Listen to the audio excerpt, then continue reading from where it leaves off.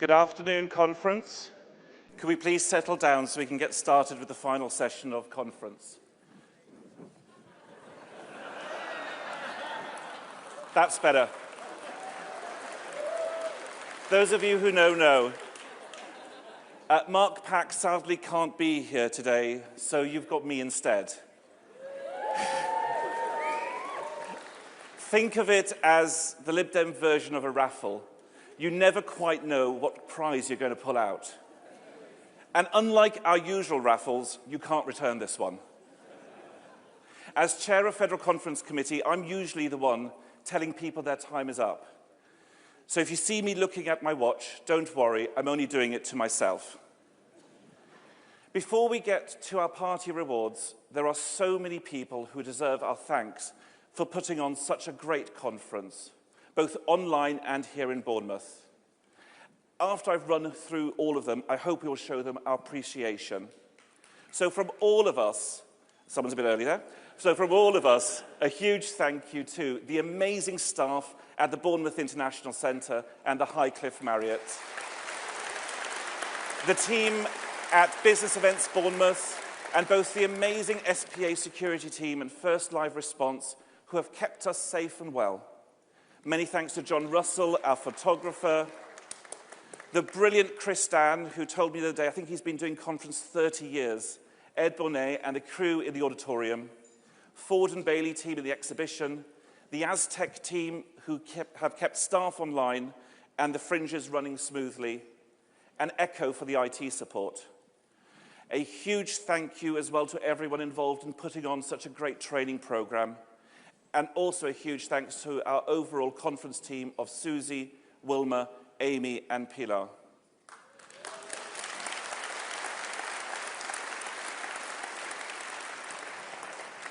A huge thanks to our policy, parliamentary, and HQ staff teams for the amazing support they give all of us at conference. And of course, a special huge thanks to the Federal Conference Committee. I also want to thank, it's the least from me. And also a huge thanks to the amazing stewarding team led by Mike and Jody.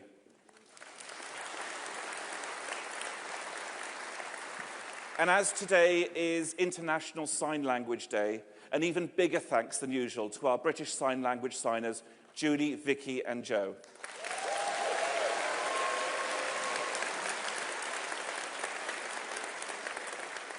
But overall, thank you to everyone who has taken part with the success of conference, both online and in the hall. You are what makes it successful, democratic, and fun. Thank you.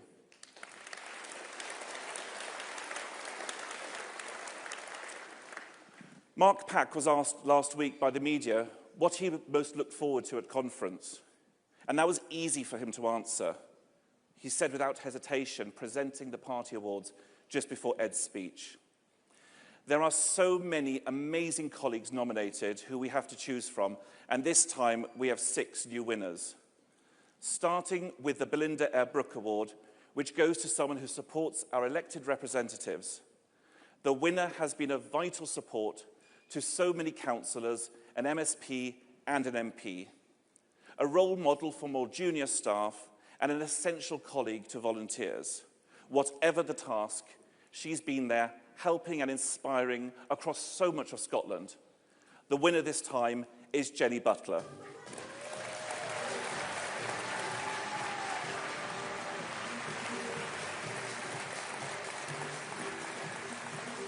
Hello. Congratulations. Sorry you've got me. It's okay.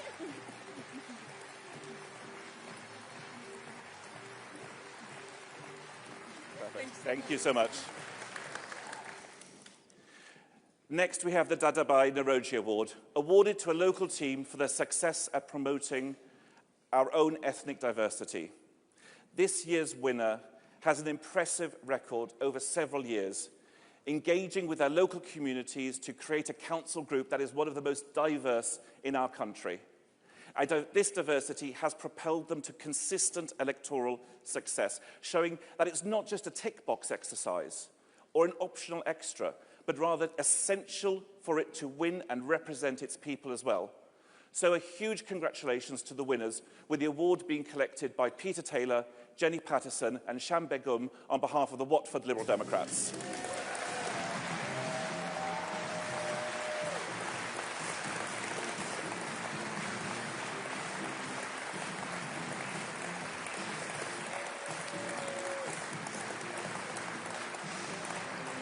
Congratulations. Sorry you've got me.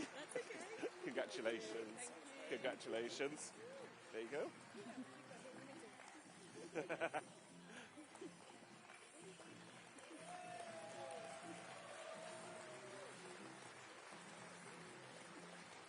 Perfect. Just you three.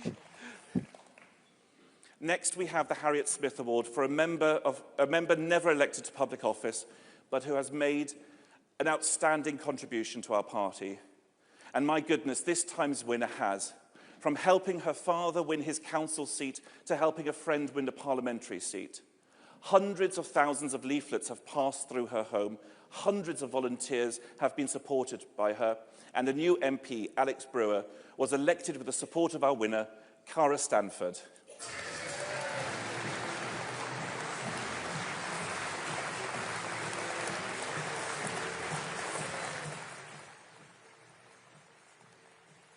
Congratulations. Sorry you've got me instead. Oh.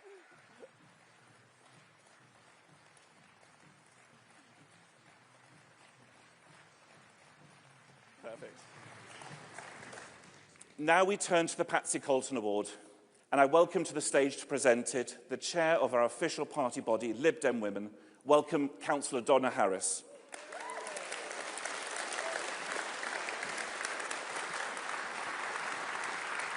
Thank you, Nick. Conference. Every so often, someone comes along who reminds us why we do what we do. And this award is for exactly that kind of person. Today, we celebrate someone who has shown extraordinary dedication to the community and to our party. They've stood up for equality, for affordable housing, and for women's safety. They've also held power to account, uncovered hidden funds for residents, and inspired activists up and down the country. A true champion of Liberal Democrat values. Conference, please join me in celebrating this year's winner, Councillor Chris Northwood.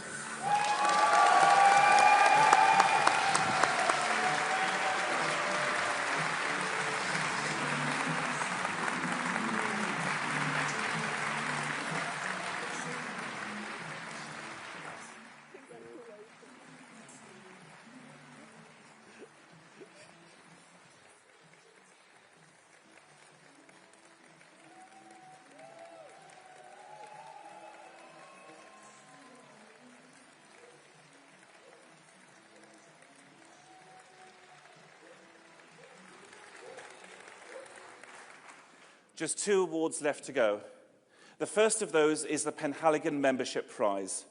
The winners have been growing steadily, bit by bit, for years now, but with particularly impressive figures over the last few years. Facing huge all-up council elections next year in one of the largest councils in the UK, their membership has grown by over 72% in just the last year, bringing them a whole host of potential new candidates and campaigners they need to hold a failing Labour to account. Unfortunately, they're far too busy, actually not unfortunately, quite rightly, they're far too busy campaigning to be here today. But collecting the award on behalf of Central Birmingham Local Party is Councillor Mel Olcott.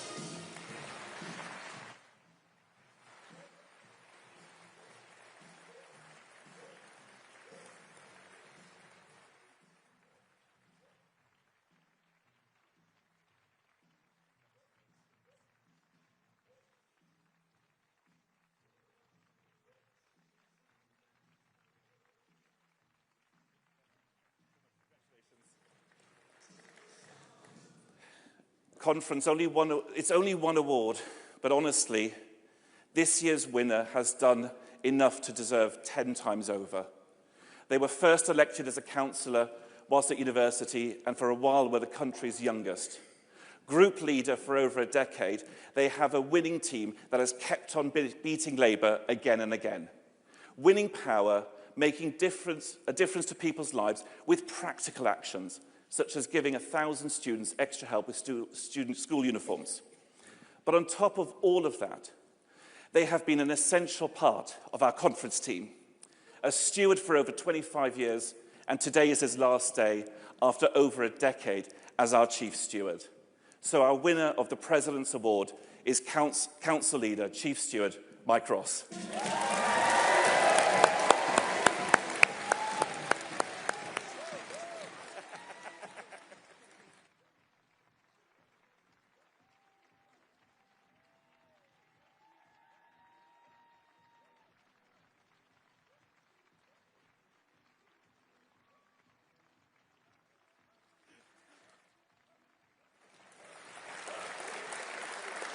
We have worked so hard to keep that one secret. Even during the rehearsals that Mark did, we used a fake name so that Mike wouldn't find out about this. And with Jodie and on the team, and on behalf of the whole team of stewards, thank you for everything you've done.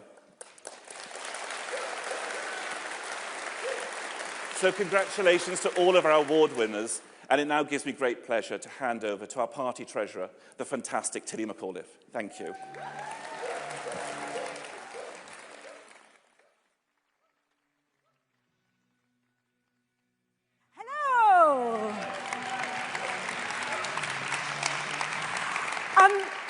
I didn't know about Mike either, so I'm just going off script. Mrs. Auto Cue. Mike, I love you. You were once up here, and I think it was probably the worst day of your life, but you are prepared to do anything for anyone. Thank you for everything.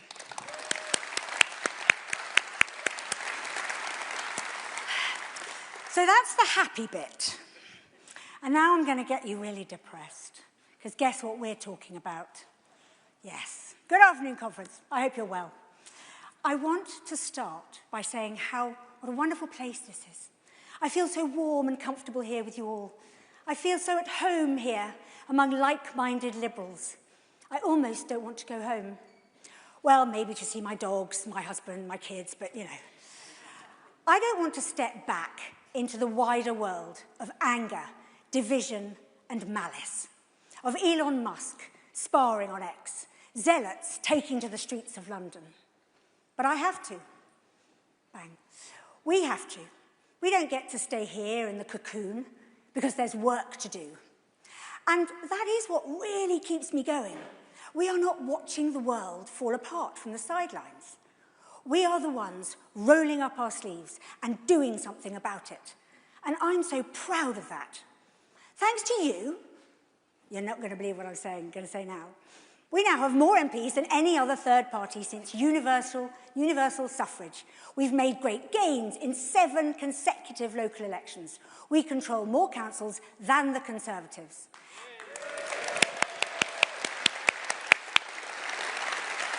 Thank you. And for the first time ever, we've won more local election seats than both Labour and the Tories. That's extraordinary. But a threat is rising.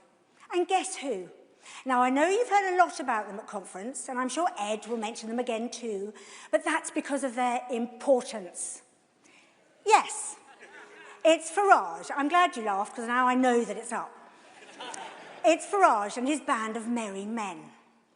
The next general election isn't far away. It's less than 4 years. And it could be sooner than that. It's a blink of an eye in politics.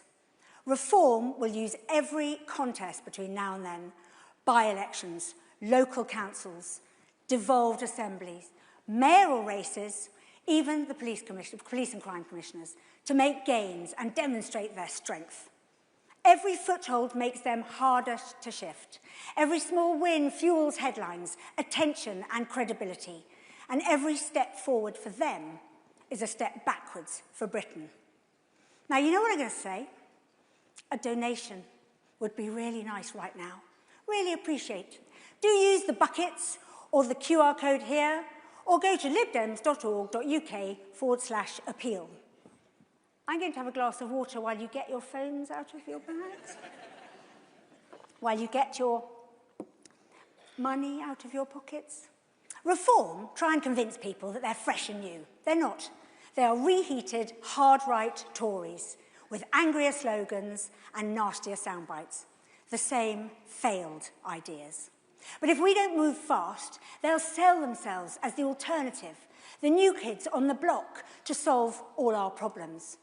The playbook is simple: division, fear, dog whistles.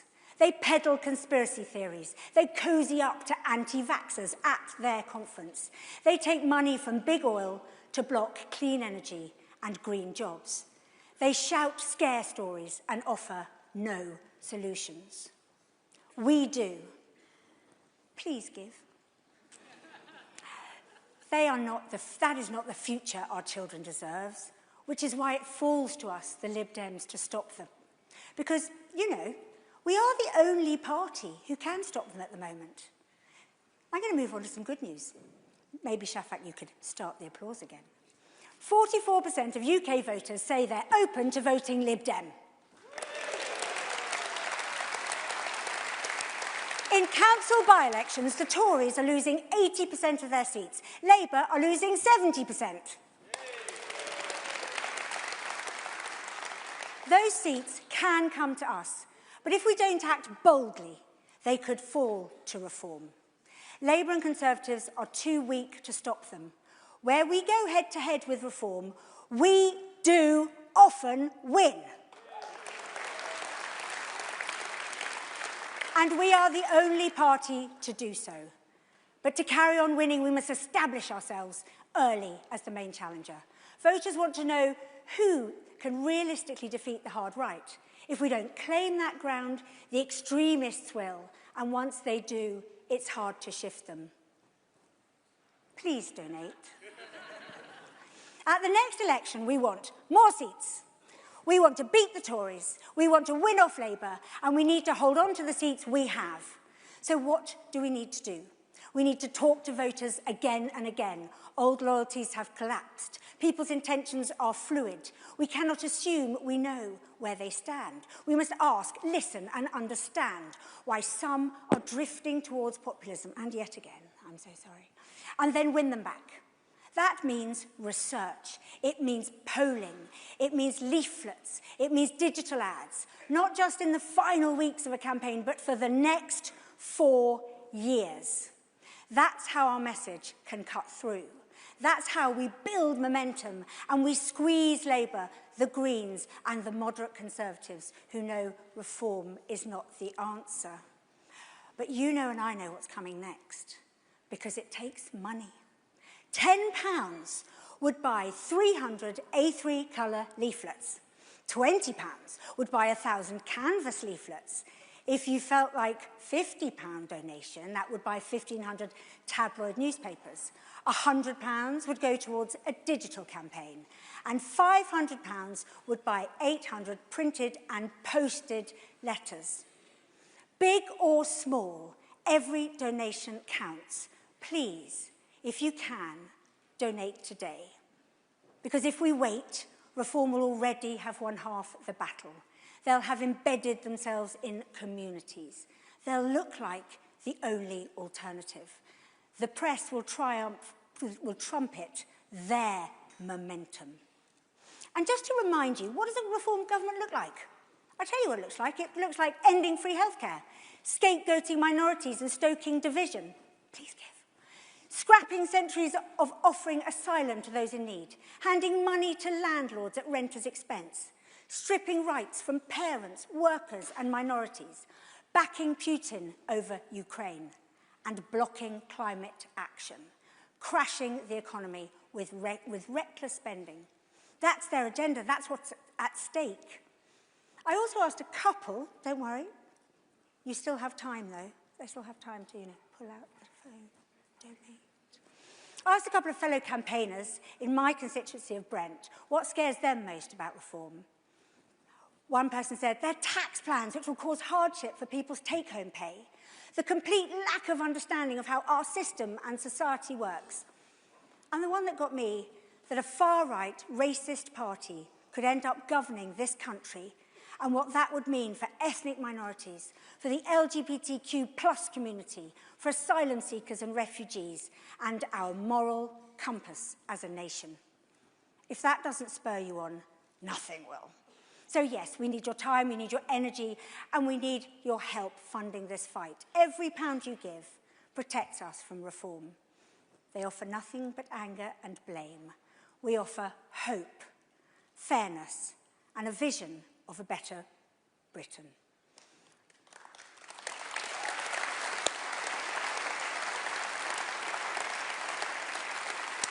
So please, right now, take a moment, scan the code, put the money in the bucket, pop something in the bucket. Whatever you give, you'll be funding the fight we need to win.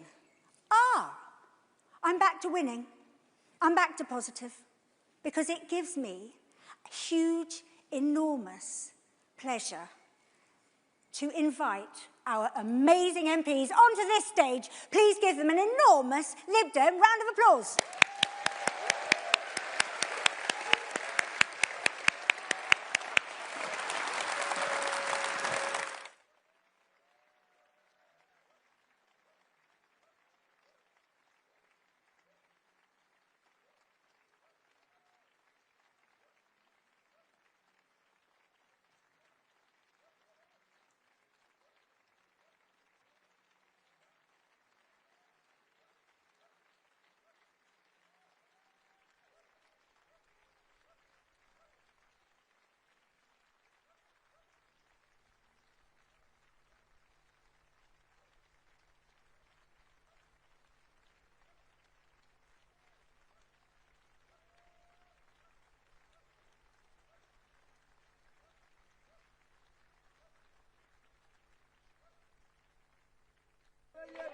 While the two main parties lick their wounds, the Lib Dems are also celebrating gains and feeling buoyant about their prospects. In today's five-party politics, it's certainly all to play for. It seems like you're trying to be the nice guy in politics, but do you think people want a nice guy? Don't they want an angry guy? I think if you're just angry the whole time, you're not very constructive. I've set the Liberal Democrats the target of being the best opposition by the way we conduct ourselves and by the issues we take up. But we can't just take the damage and not hit back. But Keir Starmer's saying play it low-key. Kemi Badenoch's saying don't have a trade war. Nigel Farage is totally silent. The only person who's actually saying what you guys are saying is Ed Davey, the Lib Dem. Ed Davey's the Lib Dem. I know he's right. This is a man who stands on the White House drive flogging Teslas for Elon Musk like a particularly bad used car salesman. He can be very, very punchy when he wants to be, when he can get very angry and very emotive on issues that he really cares about. Sewage, carers, Israel. A rare voice in reminding people of what is going on in Gaza. The world is looking on in horror at the scenes from Gaza. Does the Prime Minister agree that this is utterly abhorrent and unacceptable? And will he make clear to the Israeli government that the UK will not stand idly by and will act, starting by sanctioning Prime Minister Netanyahu himself? Yeah. They are not on Twitter, but they are in local communities. And what you tend to, you will tend to get, a typical Liberal Democrat will be somebody who is good at fixing their church roof. And, you know, people in the community like them. Oh, you fixed the church roof. Good at fixing the church roof. People in the community like them. I think she meant it as an insult.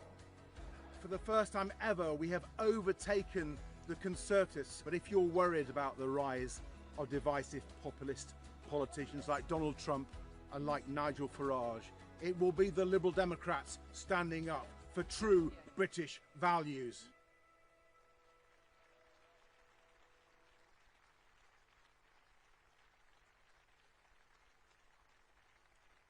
Conference, please welcome the leader of the Liberal Democrats, Ed Davey.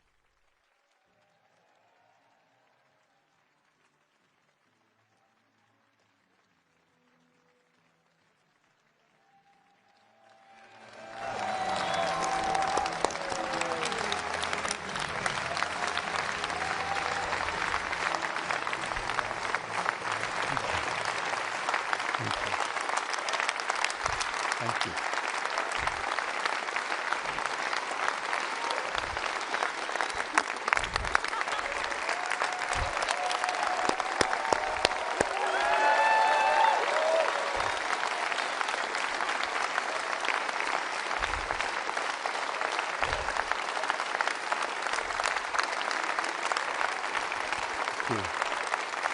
Thank you. Thank you, conference. What a time we've had here in Bournemouth. Lots of lively debates on so many important topics. And somehow we've managed to get through it all without bringing someone up onto the stage to argue that it was COVID vaccines that caused cancer in the royal family. See, Nigel, it can be done. Friends, when we were last here in Bournemouth 2 years ago, I challenged us to get more Liberal Democrats elected to Parliament, and you rose to that challenge.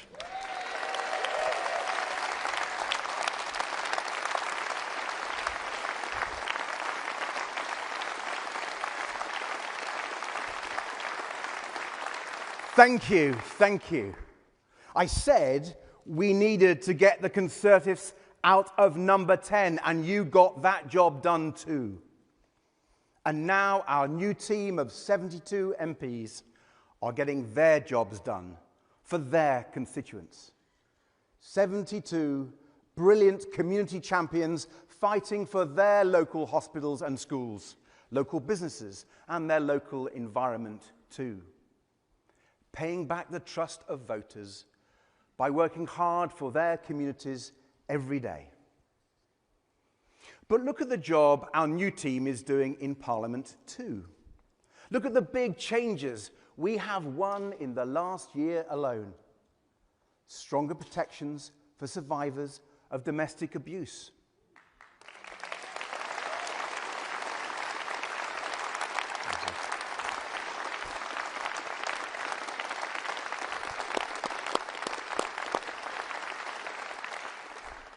Better support for family carers.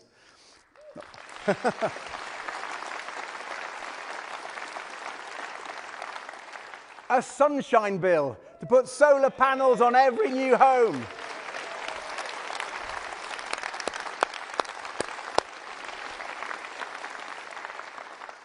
Making sure every child living in poverty gets a healthy lunch at school for free.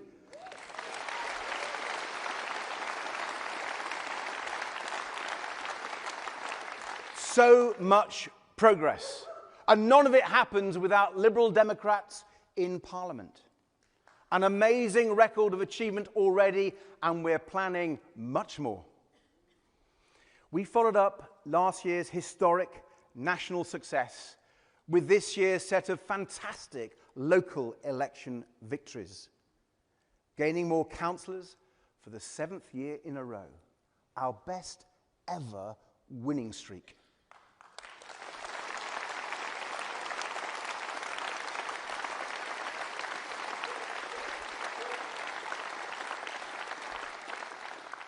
Winning majorities in Cambridgeshire, Oxfordshire, Shropshire, so we now control more councils than the Conservatives.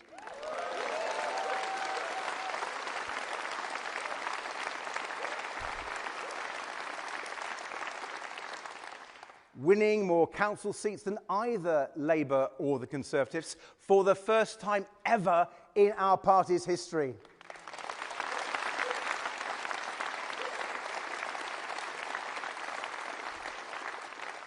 Incredible results, historic results, thanks to you all.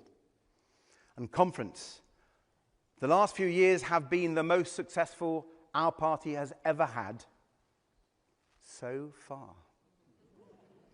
Because friends, let me tell you this, in the immortal words of Frank Sinatra, the best is yet to come.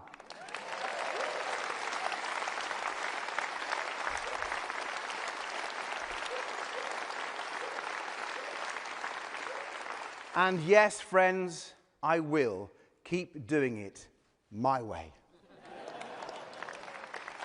So, get the bungee harness ready. Because my ambition for our party, our values, our ideas has no ceiling. And our ambition for our country has no ceiling either. With the threat that reform now poses to our country and our democracy. Friends, we have a moral responsibility to aim high. And we have a historic opportunity to win big as the only party now representing the views and values of Britain's decent, silent majority.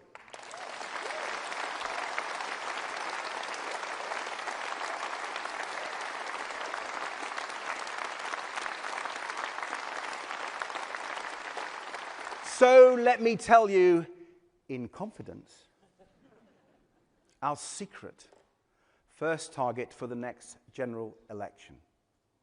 Our first target is to win more seats than the Conservatives for the first time since Herbert Henry Asquith in 1910.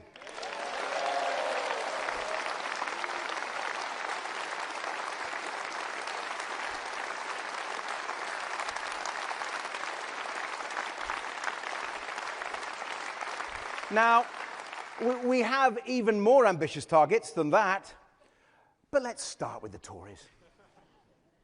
For when it comes to the Conservative Party, you might have thought the scale of their defeat would have forced a bit of introspection. Maybe they'd apologise, show a hint of contrition, self-awareness. But no. Tory ministers who cheered Liz Truss's budget now complain about the state of the economy they left. Tory ministers who stopped processing asylum claims and caused the enormous backlog now make videos complaining about it and protesting outside the asylum hotels they opened. The Conservative Party today is like a herd of bulls going back into the china shop with a camera crew, pointing at all the broken china everywhere and decrying the state of china shops in woke, liberal Britain.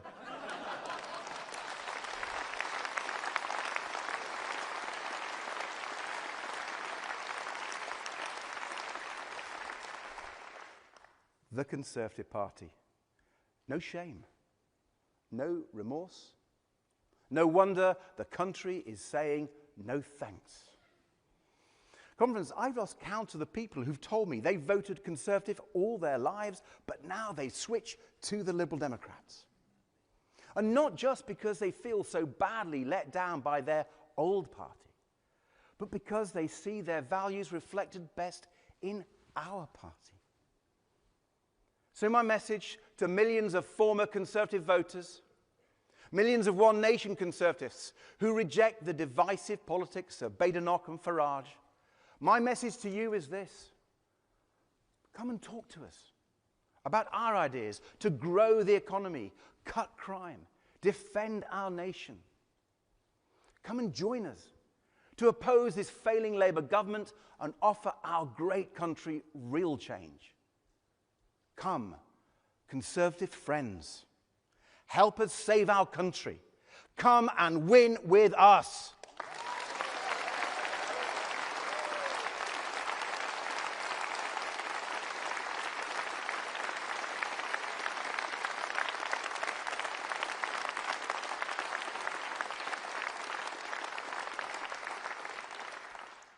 Friends, I'm going to let you in on another secret about our plans for the next election.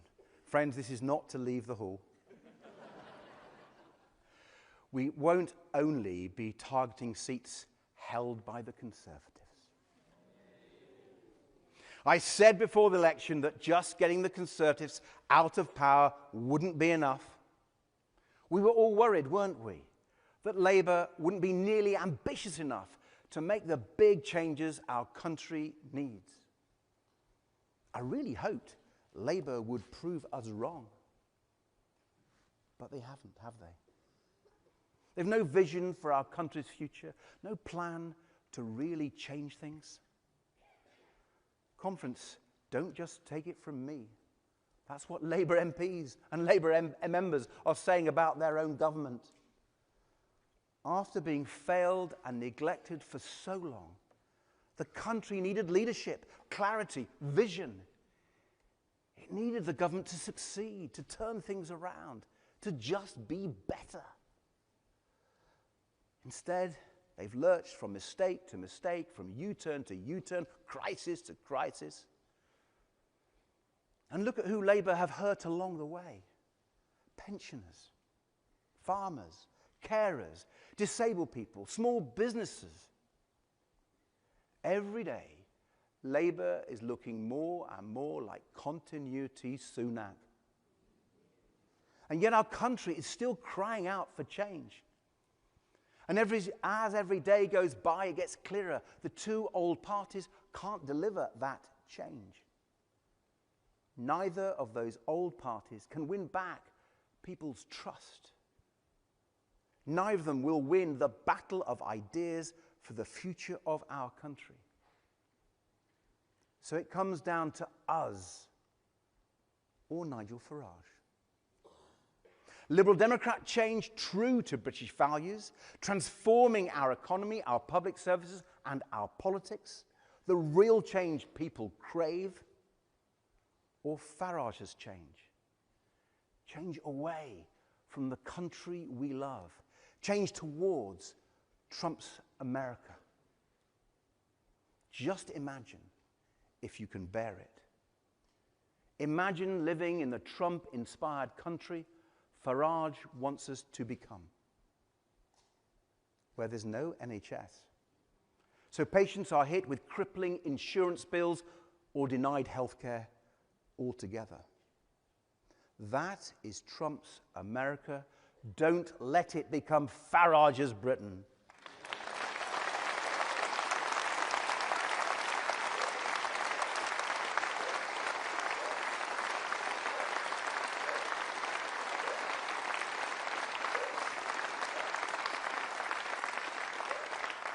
Farage's Britain, where we would pay Putin for expensive fossil fuels and destroy our beautiful countryside with fracking while climate change rages on. That is Trump's America. Don't let it become Farage's Britain.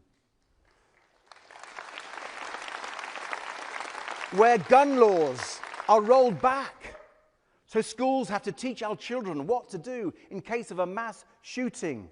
Trump's America. Don't let it become Farage's Britain. Where social media barons are free to poison young minds with impunity. Trump's America. Don't let it become Farage's Britain.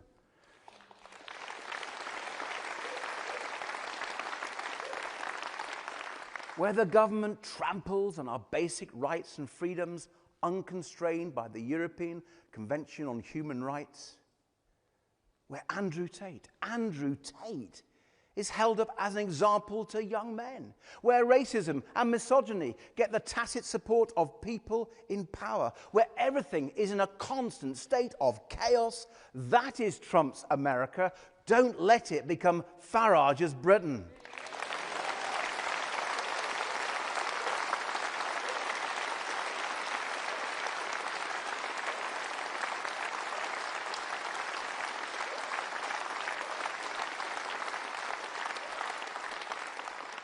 Instead of the real change Liberal Democrats have always championed, the change our country desperately needs, Farage is picking off groups of people one by one. If you've got a mental health problem, Farage says you're probably making it up, even as suicides have risen to a 25-year high.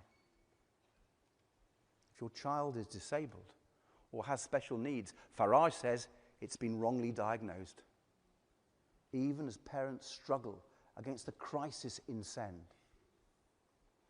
But of course, it's on immigration where he claims to offer the change people want. So, let's look at Farage's record on immigration. Who was it who campaigned to rip up 27 return agreements where in the EU, the United Kingdom could legally and fairly return people who had no right to be here? Yes, it was Boris and the Conservatives, but it was also Nigel Farage.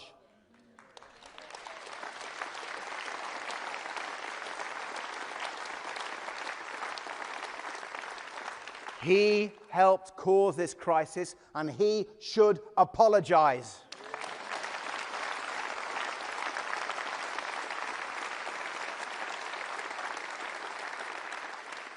And look at this hypocrite's big announcement on deportation last month. Look at what his plan really means.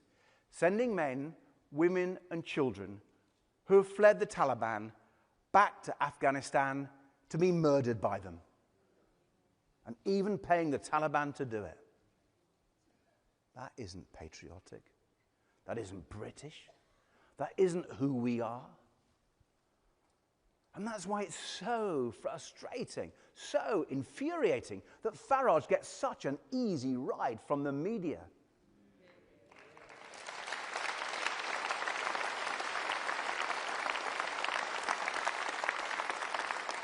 As he lies, as he divides, the BBC and others give Farage so much time and attention, but they never hold him to account for all the damage he has already done. The damage of Brexit, Farage was Brexit's champion. The damage of Donald Trump, Farage campaigned for him. All the damage of Boris Johnson and Liz Truss, Farage backed them both. So much that is broken in our country today is broken thanks to Nigel Farage.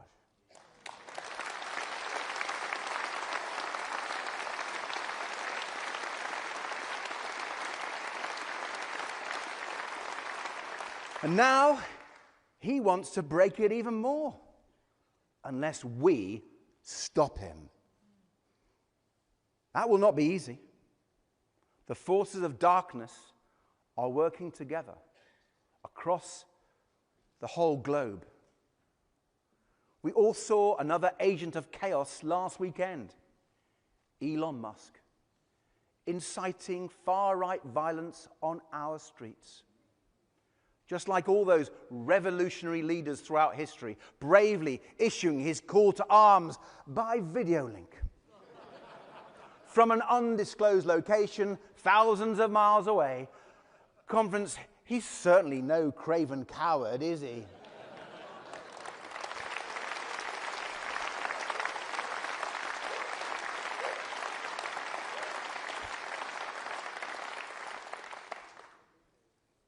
But we know why Elon Musk is so keen to meddle in our democracy, don't we? It's not because he cares about the British people. It's not about our rights and our freedoms. It's all about Musk's ego, his power, and his wealth. He rails against the Online Safety Act, but not because he cares about free speech.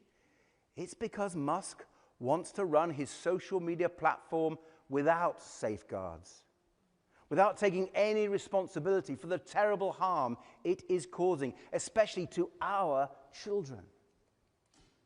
After Musk took over and slashed the platform's child safety teams, X has become a much more dangerous place for children. The promotion of self-harm, of grooming, of sexual exploitation, all happening on Elon Musk's watch.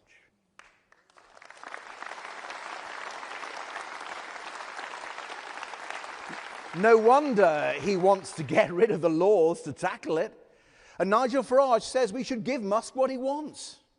A Wild West on social media that only benefits Musk and his bank account while our children suffer. I say no.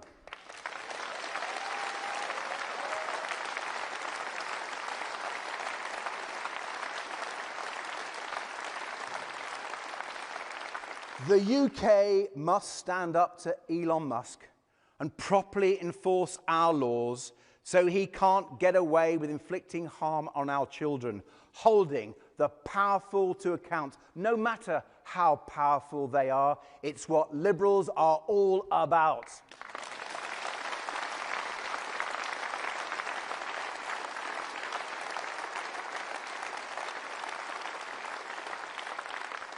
Friends, we are engaged in a fight for the future. One that comes down to the most fundamental question of all. what kind of country we are, and what kind of country we want to become. For the British people, there's a real choice right now between the traditional values that have made the United Kingdom great and dark forces that threatened our country before. When a country faces so many big challenges on so many different fronts, there are two ways it can respond. One is to set our sights lower, become smaller, meaner, give in to the worst in us, close ourselves off, turn inwards, hark back to a simpler time, talk about all the things we can't do. Trump's America. Don't let it become Farage's Britain. Reform's vision of the future is not one befitting our great United Kingdom. The other path, the better path, is to do what Britain has always done when confronted by such big challenges in the past.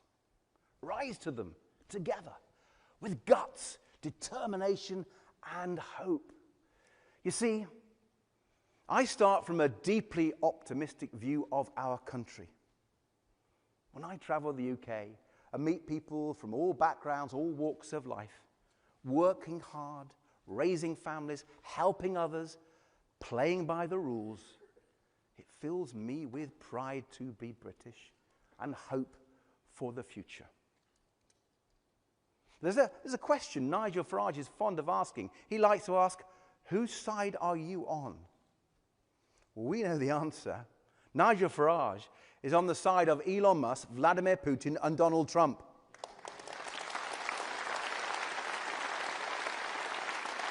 Liberal Democrats are on the side of the British people.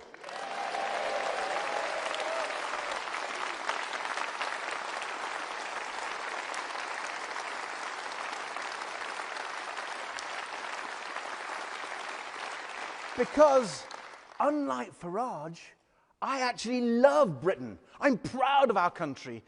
There's no doubt that a lot needs fixing. Crumbling hospitals and schools, anemic economic growth, the sewage in our rivers, crime and antisocial behavior, dangerous channel crossings, deep inequalities that limit opportunity for young people, the housing crisis, the nature crisis, the climate crisis, the prison crisis, the cost of living crisis. All the challenges we've been discussing and debating here this weekend. But we shouldn't lose sight of the many incredible strengths this United Kingdom has going for it. The best farmers, car makers, and universities in the world. The place Hollywood comes to make Barbie, Spider-Man, and Mission Impossible. The land of the Lionesses and the home of Formula One, Windermere and Loch Ness, male voice choirs and Hogmanay, county shows and school fairs, fish and chips, village greens and cricket pavilions. And let me tell you, the best roller coasters and water slides on the planet.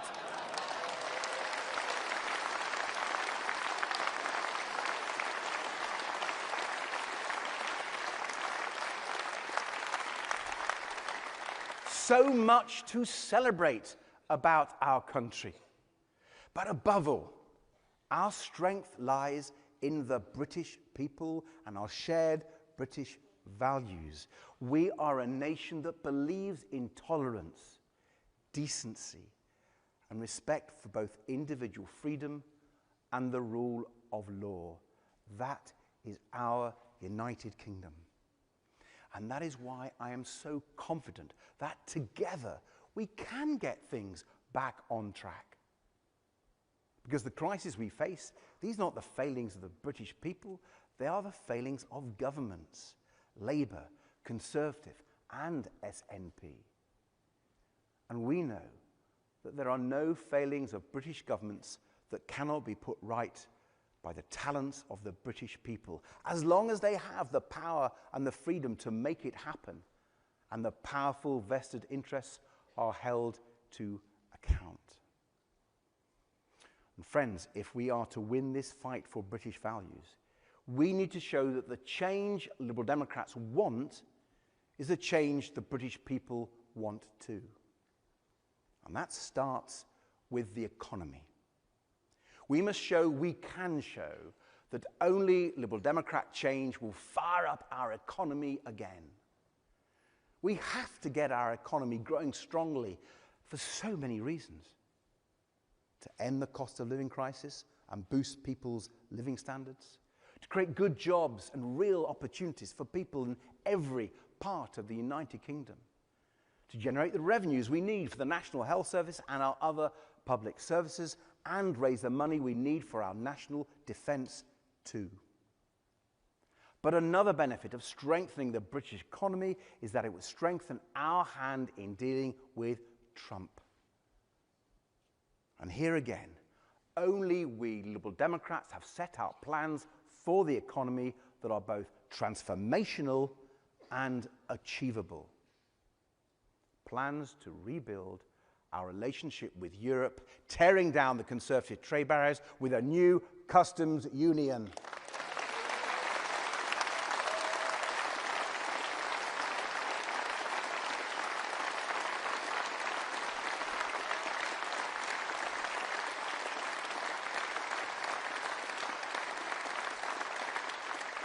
Boosting trade and putting us back on the path to the single market.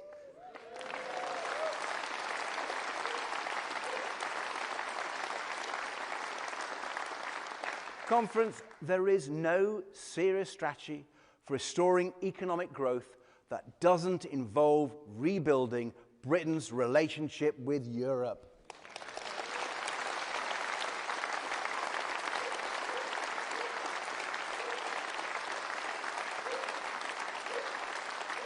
And beyond Europe, we have set out plans to form a new economic coalition of the willing to stand up to Trump's tariffs. Not only with our European neighbours, but Commonwealth allies like Canada and other like-minded nations across the globe. To take control of our own economic destiny instead of waiting anxiously for the next rambling Trump press conference. And then there's our plan to cut energy bills in half by 2035.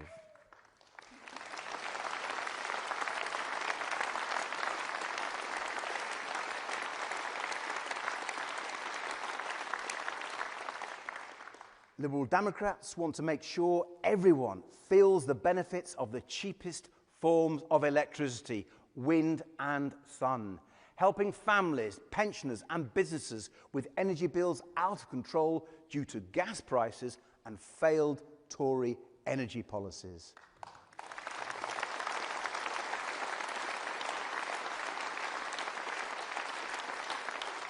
Big, bold Liberal Democrat ideas to cut the cost of living and grow our economy, to build a country with opportunity for all, the kind of country we want to be. And there's something else, something that crystallized for me in something Emily said during the election campaign last year, when we were talking about the future we hoped for our son John. Emily said, what you've got to have is a caring community, a caring society. That's our best hope for the future. A caring society, a caring country. That's the kind of country we want to be.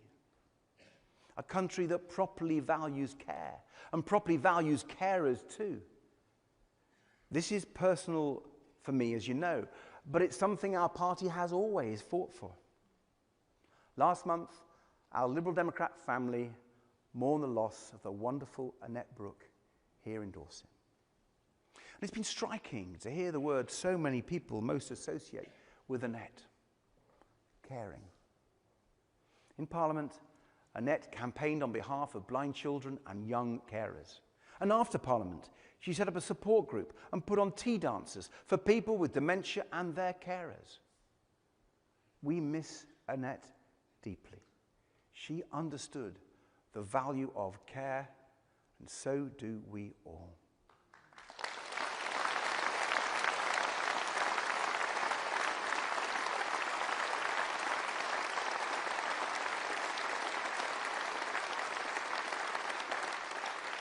And that's why we have been standing up for family carers, including those hit by the appalling carers allowance scandal. Tens of thousands of carers hounded by the DWP and even threatened with prosecution. All because the system simply isn't fit for purpose. So we took their fight to Parliament. I raised it directly with the Prime Minister, we forced a vote on it, and with the Guardian newspaper, we secured an independent review. But of course it's not over. When that review concludes, and I hope it's soon, that will be the moment for the government to finally overhaul the way we support family carers. Not just to make some tweaks and tinker around the edges, but put in place a system that actually reflects the reality of life as a carer. A system that makes it easier to juggle work with caring responsibilities.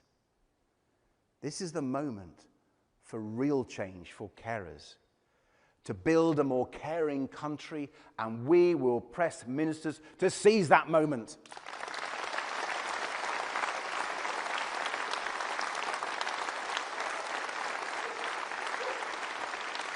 And conference, we want to be a caring country that honours the ideals of the NHS. Not just in words, not just in theory, but in practice. High quality healthcare, free at the point of use, and crucially, accessible to everyone, wherever and whenever they need it. Whether that's the mum trying to find an NHS dentist for her daughter, the pensioner trying to get an appointment to see his GP, the teenager dialing 999 because his dad's had a heart attack, or the family whose world has just been turned upside down by a cancer diagnosis. A caring country. When we were here in Bournemouth 2 years ago, I told you about a man called Ian, an engineer from Nottingham, like me, who'd lost both his parents to cancer when he was young, like me. Ian had been diagnosed with bowel cancer, a small stage 1 tumour, operable. But he was kept waiting 4 months before starting any treatment. His cancer progressed to stage 4 and spread to his liver, inoperable. I said then that we owed Ian better than that. I said we would make cancer a top priority. And when we launched our manifesto last year, I got a lovely message from Ian. He told me how pleased he was that we had included a cast iron guarantee for every cancer patient to start urgent treatment within 2 months. Please keep pushing this, he wrote. And we have.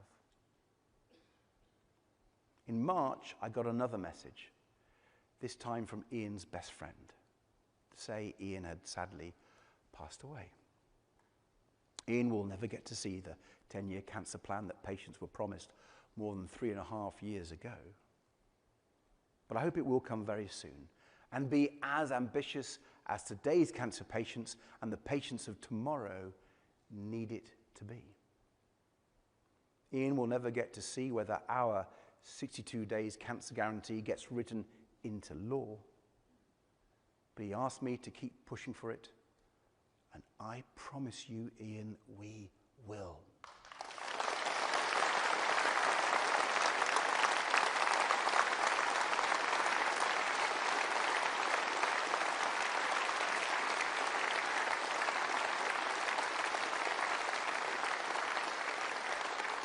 But I'm afraid the biggest threat to the fight against cancer isn't our government's timidity or delay, disappointing though that is.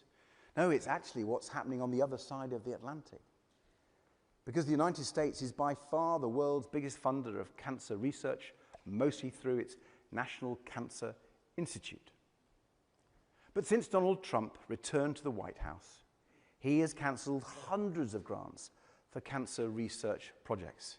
He's slashing billions of dollars from the National Cancer Institute's budget. He's even ordered a review of all grants for research involving supposedly woke keywords, including the word women. And last month, Trump's health secretary, Robert Kennedy Jr., cancelled $500 million worth of research into mRNA vaccines. He did it based on totally false conspiracy theories about these life-saving vaccines, the same type of vaccines that protected us from COVID just a few years ago. Not only do we need these new vaccines in case of a future pandemic, but they have incredible potential for treating cancer too. They can be tailored to each person's particular cancer, allowing the body to attack cancer cells and stop them from spreading. It's hard to express the cruelty and stupidity of cutting off research into medicine that has the power to save so many lives. A decision, by the way, that was enthusiastically applauded by Farage's party at their conference. Trump's America, don't let it become Farage's Britain.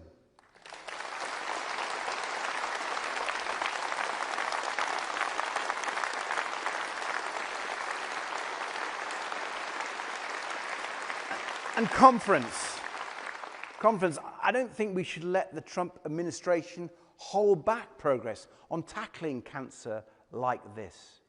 The UK should step up and say, if Trump won't back this research, we will.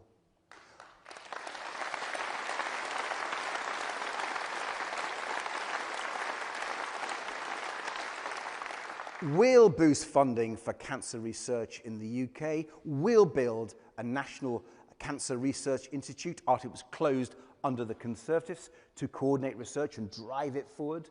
We'll pass a Cancer Survival Research Act to ensure funding for research into the deadliest cancers. We'll invest in mRNA vaccines and explore their potential for treating cancer to the full. And to the cancer scientists in the US who have had their research stopped by Trump, let us say this. Come here and finish it in the UK. We'll set up a dedicated fellowship scheme for you.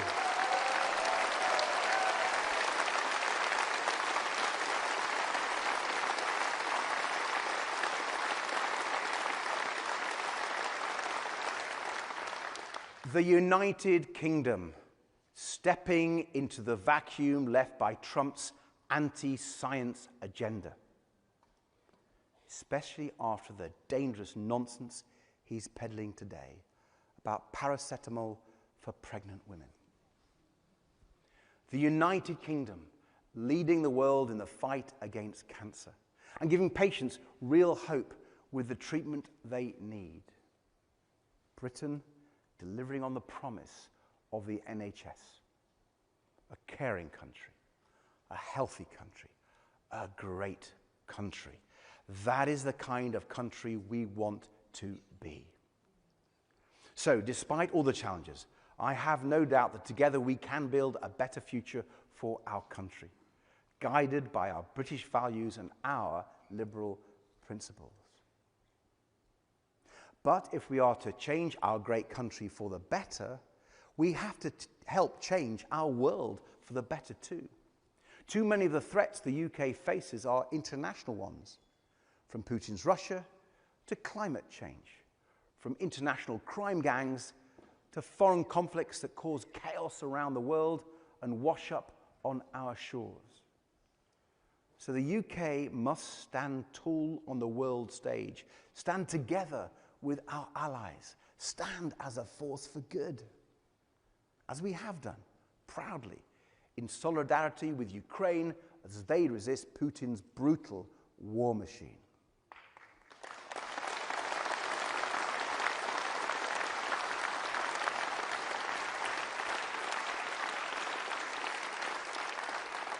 No matter what Donald Trump does next, The United Kingdom's support for Ukraine must never waver. We must continue to defend our Ukrainian friends, defend our continent, and defend the fundamental values of democracy, liberty, human rights, and the rule of law, all of which Putin is seeking to destroy.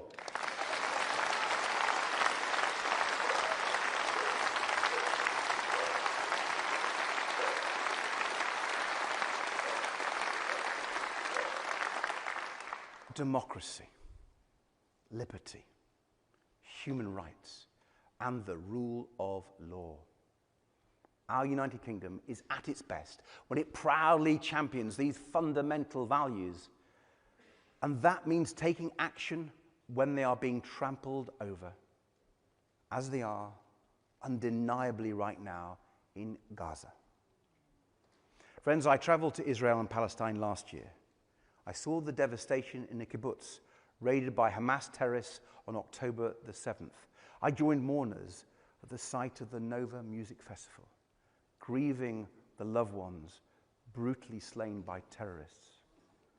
I spoke with the families of hostages who are still held captive almost 2 years later.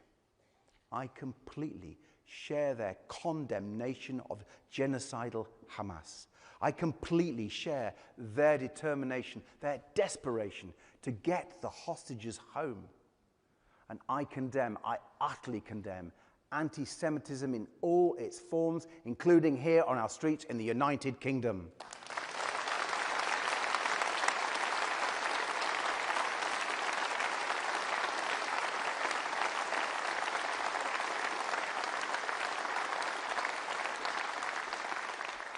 And let us also be clear, nothing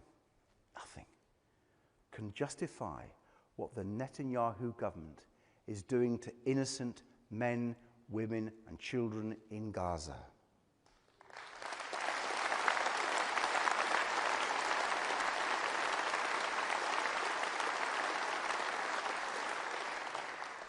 We've all seen it. The baby boy, starving and skeletal, held tight in his mother's arms. The crowds of desperate people rushing to get food. The bodies of children killed as they queued for water. Children. A famine unfolding before our eyes.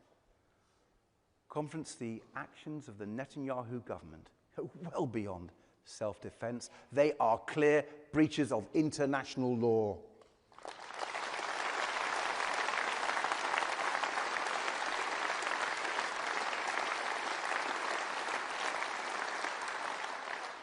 I think Omer Bartov, an Israeli historian and former IDF soldier, puts it simply but clearly. What Netanyahu's government is trying to do is, quote, to make Gaza uninhabitable for the population. Now, there is a case on this before the International Court of Justice, and it is right that we, as a party, support that process and respect the role of the international courts in upholding and enforcing the Genocide Convention. But the court is unlikely to be able to give its judgment for another 2 years or more. And I cannot shake the words of two leading Israeli organizations, B'Tselem and Physicians for Human Rights Israel. They said powerfully and plainly, in these dark times, it is especially important to call things by their name. Conference, they are right. Respecting the role of the ICJ should not stop us from speaking the truth today. We must call it by its name, and we must condemn it unequivocally. What is unfolding in Gaza is a genocide, and the United Kingdom must do all it can to make Netanyahu stop.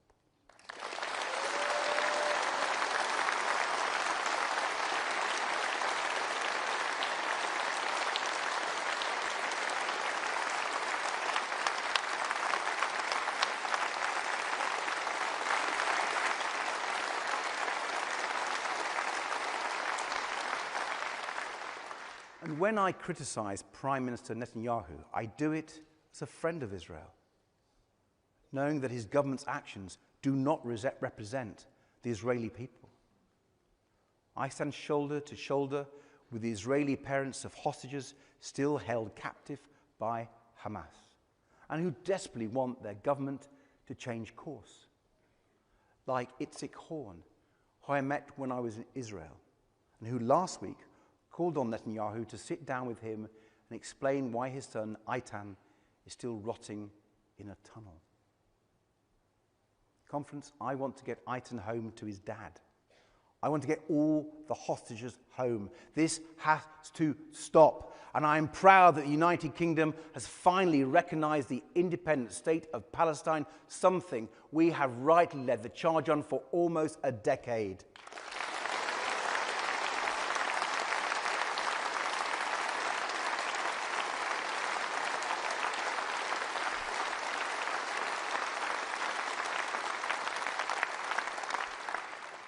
But this is not the end, it must be the beginning.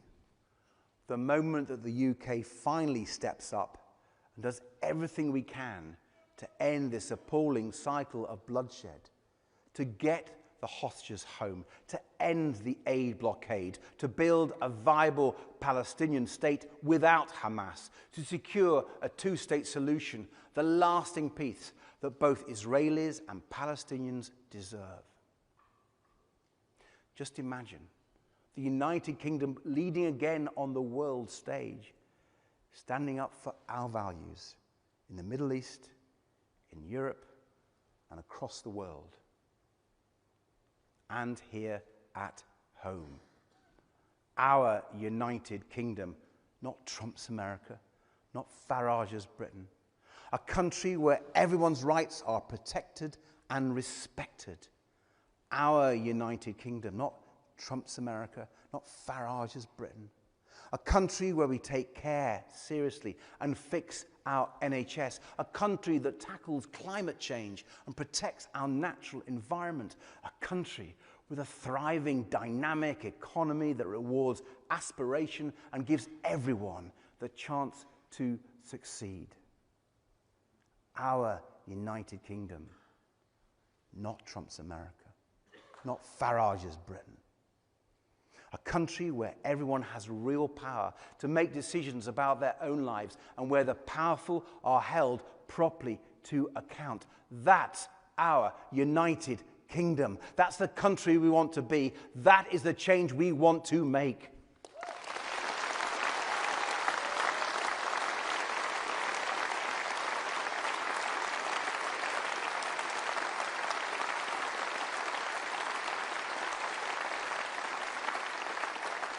So, conference, this is not a time for caution or complacency.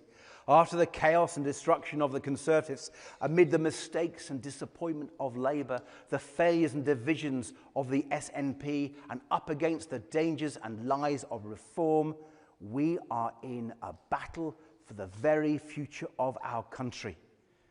And it's a battle we cannot afford to lose.